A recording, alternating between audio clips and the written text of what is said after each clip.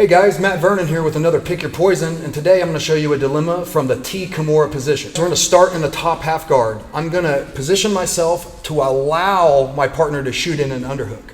When he does that, I'm going to kill his underhook by switching to the reverse half guard position. And in that position, a lot of times your partner will leave their arm out where I can find a Kimura grip.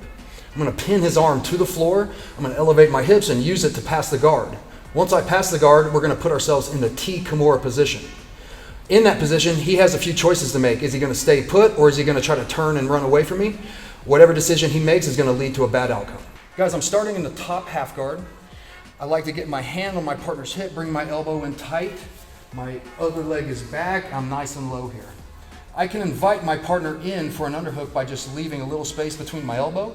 And as he shoots in, what I'm going to do is I got to kill his underhook.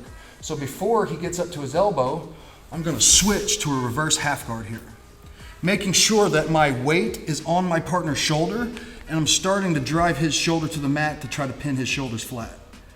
What happens is you end up in this position where this arm is right here in front of you. And if my partner's not disciplined with his arm, I can find his wrist, pin it to the mat, and start to get a Kimura grip.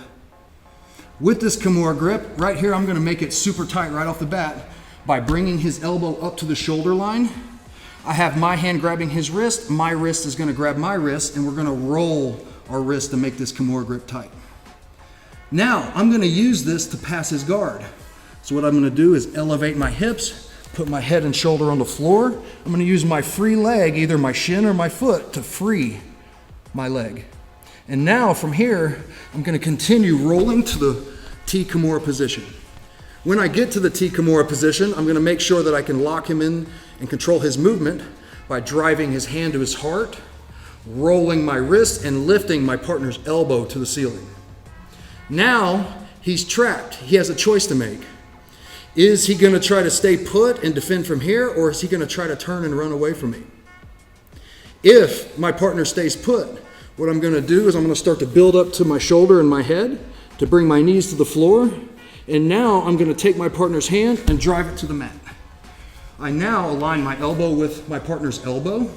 I'm going to switch my hip, putting it on my partner's shoulder, and I step over his head to control his head movement. From here, this Kimura is extremely tight. I'm now rolling those wrists, making sure that's tight. And with the wrist pinned to the floor, I'm going to lean backwards, pulling his elbow towards my face, and we get the tap. So guys, when I invite this person in for the underhook, it's very important that I put my weight in the right spot. So when he shoots that underhook, I'm going to switch to reverse half guard. And if you notice, I'm trying to land my ribs right here directly above my partner's elbow. If I try to land up on the shoulder, he's going to use that underhook to jack me up and off balance me. So I need to kill the underhook right here above the elbow. So once he turns, boom, I'm going to switch to right here. And now my goal is to start to drive my partner's shoulders close to the mat.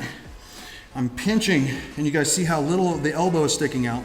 From here, if my partner's not super disciplined with this hand, I can find it. And when I find it, I pin it to the mat, and I lock my Kimura grip.